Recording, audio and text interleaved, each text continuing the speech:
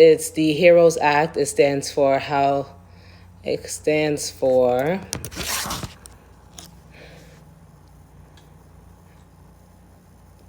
the. Oh wait, I thought I had it in my notes. It's okay. Doesn't matter. So what the act is trying to do, it is it's like a portion of it is $3 trillion. A portion of it is going to like another stimulus. So families will be able to receive another $1,200 plus per child, the $500 per child, up to $6,000 in each household this time. So instead of them people having like a husband and a wife, two adults plus like 5 children, now it's capped at $6,000 per household, and they also have a lot of different parts of this act so that it can help relieve some of the stressors. So as far as like mortgage and rent payments go and utility payments go, they do have in this act 175. Hey, Brianna. $75 billion going to helping people with their mortgage, their utilities. Now, this is still something that's being voted on.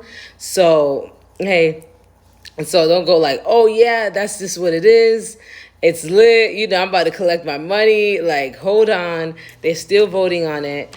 But it's something that they're hoping that they can, launch out to help the American people. So that is a part of it. So $175 billion that's going to be going to help people with rent, mortgage, and utilities. So right now what's happening is a lot of mortgage companies are allowing people to go into forbearance. But the thing with forbearance is it doesn't remove the payment, right? All it does is postpone the payment for like, say, 180 days. I believe that they're doing like a lot of companies are doing 180. I don't know anyone that's doing anything beyond 180 days. But say it's 180 days. After that 180 days, now your mortgage payment is due. So the amount that's due that month, along with the amount that's due from the months that you didn't pay. So, but they're not gonna say, "Oh, give me $10,000," right? Because of all your back, but you're paying a portion of that with the mortgage payment that have to pay for that month. So that's what happens with forbearance. You still have to pay it.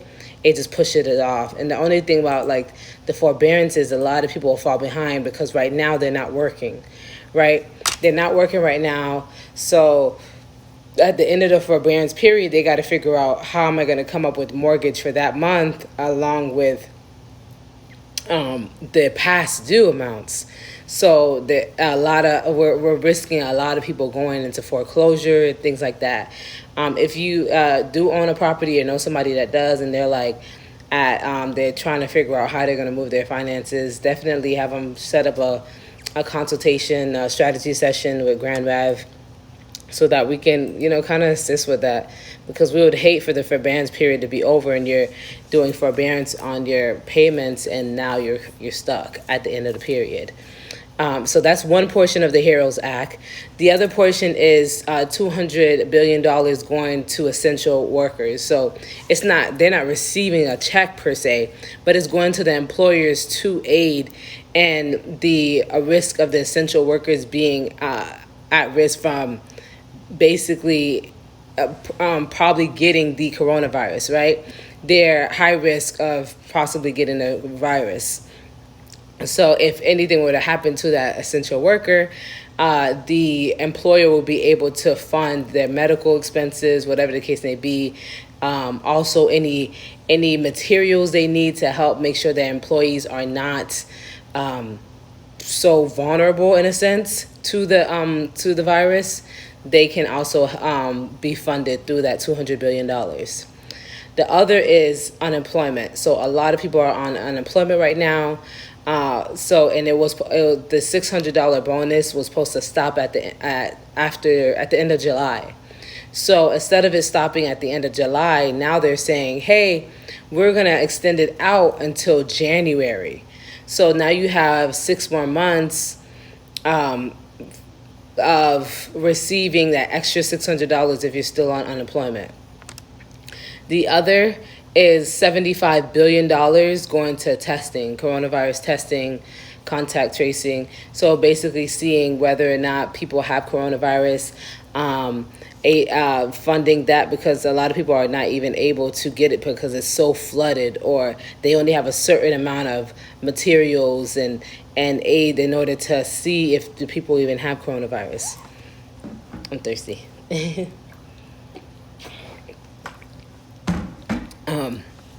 Let me know if you have any questions. Hey. Okay.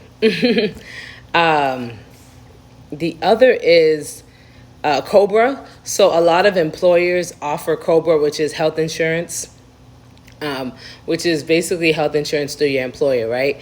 So a lot of people lost health insurance coverage because they're currently not working. So what it does is extend health insurance coverage during this period where they're not working, right? So they don't have to worry about not having health coverage while they're being laid off, while they're laid off. The other part of it is food stamps, SNAP, supplemental nutrition assistance. So that program, there's an increase of 15%, a maximum of 15%. So some people won't receive the full 15, but some people will. So now if you're receiving, say, $200 in food stamps, it will go up to, say, like $225 or something, whatever 15% of that would be. All right. So another part of it is $10 billion is going to grants, so disaster relief grants for employee retention tax credit. So again, back to those employers that are providing jobs, to, stimulating the economy, providing jobs to people within America and everything like that. They are trying to basically help the employers help people. So because employers have they're able to provide jobs to people, this tax credit could help with making sure that they're retaining the employees, and then now they're receiving some kind of assistance. Because, the tax credit is not going to equate to the amount of money that they're actually paying for that employee to work, right? But it's something. Even if it's like $1,000, $2,000, $3,000, $5,000, that employee could have cost them $30,000, $40,000, $50,000 for that year. But this is something that would help them in a sense on their taxes. The other part is U.S. Postal Services and voting. So we know it's 2020. We're voting this year. They're trying to figure out, like, hey, how mailing the ballots in and how that's going to go this year, because like going to a precinct may not happen. So basically that funding that system as far as how they're going to do voting this year, how we're going to go about voting for our public officials. Those are the parts of the HEROES Act. I know I went over a lot. There are a lot of moving parts within it. But those are really, like, that's a basic synopsis of what it is. I wish I had what it stood for. I could really look it up really quick. I don't know if y'all care. But I'm going to say it anyways. Let's see. The HEROES Act is the Health and Economic Recovery Omnibus Emergency Solutions Act. You're probably not going to even remember what the heck that meant. But yes, so that's it for the HEROES Act. We're waiting on decision with that. They're updating every couple of hours what's going on with it. It recently got launched out and proposed. So, but it is a thing. There's so much news out there. Don't let it flutter you or get you, have wrong information, get inside of your head or whatever the case may be. But that is like straight from the horse's mouth, basically, because I looked at the bill and they kind of gave a nice synopsis of it. But that can also be found online as well on NPR, the bill. The other part is oil, right? Because right now, a lot of places are opening up. So you're probably on the road. You're probably like going here and there, filling up your gas, and you're noticing gas prices, or you have noticed gas prices are really low, or pretty low, significantly lower, right? So, and oil stocks are low as well. So you're probably thinking, hey, maybe this is a great time to invest in oil. Maybe this is a great time to invest in travel companies, airline companies, cruise lines. And it's not. It's not a good time to invest in those. And I say this because if you're like Warren Buffett is not even investing in these. So you gotta know. But if you're like Warren Buffett, where like you have all this money, trillions of dollars, and you put money into an oil stock that is like currently low right now, and you would have to be in for a long haul to really see a significant change or like a huge like growth in the stock. So, but right now, like because they're fluctuating so much, they have not even seen the bottom. So oil has not seen the bottom. Oil is still decreasing in value, which is, is wild. This is the lowest it's ever been in a long time. So trying to invest in oil, I know there's a lot of news out of going. I really wanted to debunk that myth or that stigma that you should run and go and invest in these things, but don't. It's really not the best time. They haven't seen the bottom yet. Our economy is picking up slightly, a little bit, but there is still a lot of damage control that needs to happen. So to slow down on that, which stocks would be good to invest in? I really hate telling people exactly like go do that. Right? I could tell you like what I'm currently looking at or invested in or things like that. So one of mine, I like to do one thing I do like to do is look at companies that I think people are going to need in the near future. If I'm looking for a return, like pretty close, right? So like Zoom. So I invested in Zoom late last year, right? I invested in Zoom late last year, but then I invested again as the economy went in a down, whatever it is right now, right? So like Zoom is doing really well, but there's still an influx. Home Depot and Lowe's, they're like security blanket stocks. They're stocks that aren't going anywhere. Even though like they will go down or up, they're pretty low right now because they took a hit. But they're like stocks like those are not going anywhere. Stocks like Walmart's not gonna fail. They're too big to fail. But going in at the right time. Another thing with investing in stocks, you don't just invest once and leave it alone. You want to keep investing, like say every month or so, because there's always a change in when the timing is right to invest in that stock. So in order to you're playing the long game when you're investing in stocks. And in order to play the long game well, you want to make sure that you're going into the market at different times. So you want to make sure you're not just investing one time and kind of just watching it, all right? So you want to invest in different times. But I hate to say like, yeah, go invest in that stocks, but those are just a few that I would definitely take a look at. Stocks like those that don't go away. Definitely look at the economy and where the economy is going. Things that happened before the last economic fall. What were stocks that were companies that were doing well? You want to look at that. Companies that are doing really well because, like I said, the travel industry, the oil industry have not seen their lows. Right now in real estate, it's a seller's market, so real estate is relatively high. So this is probably not the best time to invest in real estate at all as well. What else?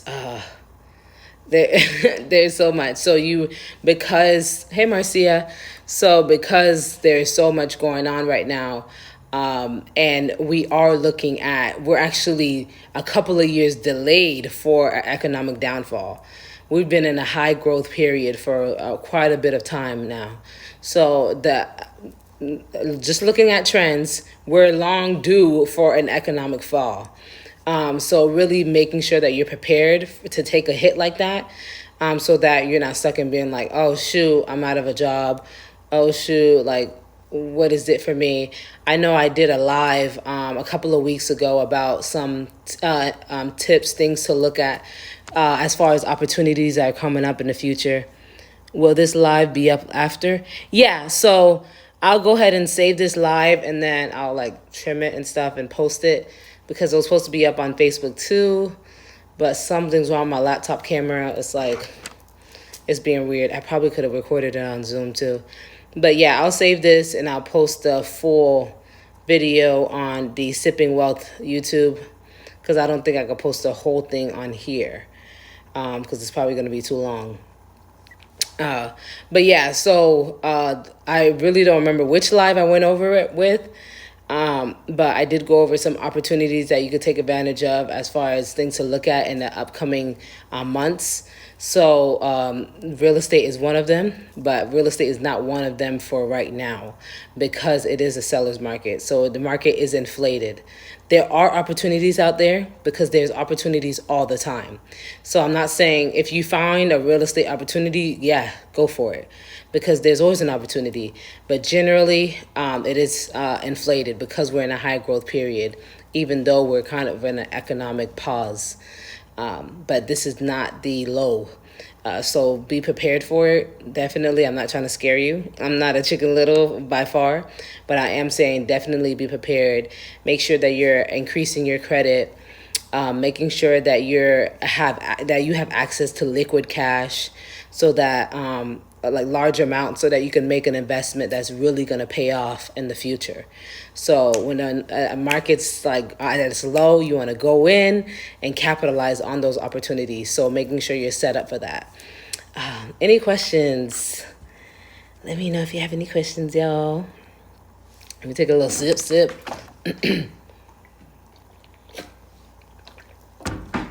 I've been doing this gallon of water thing. If you have trouble drinking a gallon of water a day, definitely I would invest in this because it's almost like you look at it and you're like, oh, shoot, it's 3 o'clock and I'm only at 11 a.m. And it kind of pushes you to drink more water throughout the day. And then you're like happy when you get down there and you're like, I drunk a gallon. Versus like the boring, I know people walk around with their gallons, but this one's cute and it has a little time on it. But yes, definitely make sure that you're ready to take advantage of these opportunities. The HEROES Act did not pass yet, but it's something that is in questioning. They're talking about it. They're debating on it. They're deliberating on it, all that good stuff. And make sure you're set up to take advantage of these opportunities that are coming up. Like right now, like I'm working heavy on, of course, like building up my credit back from purchasing my home and all this renovation to my home, which I'm not too far, but getting it in the strong 700s is really my goal by in the next couple of months to use my credit as leverage, which I would definitely recommend, as well as making sure your debt to income ratio is down. So I know it myself with owning a home, having that mortgage on my credit as well makes it high.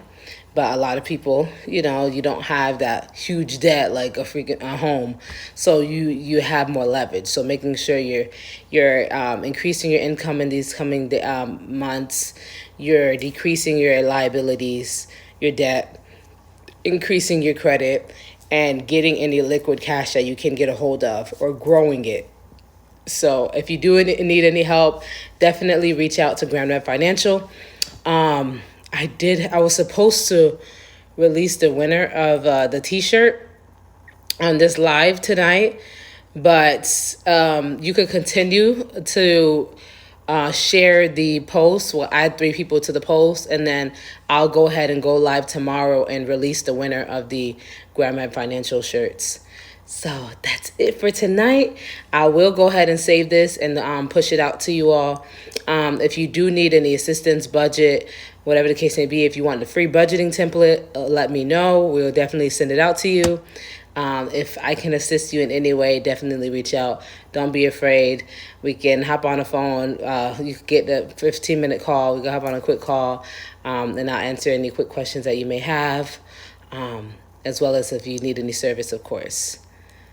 I meant to buy the shirt. How can I? Well, right now you can go on the shop page. So Grandma Financial /shop.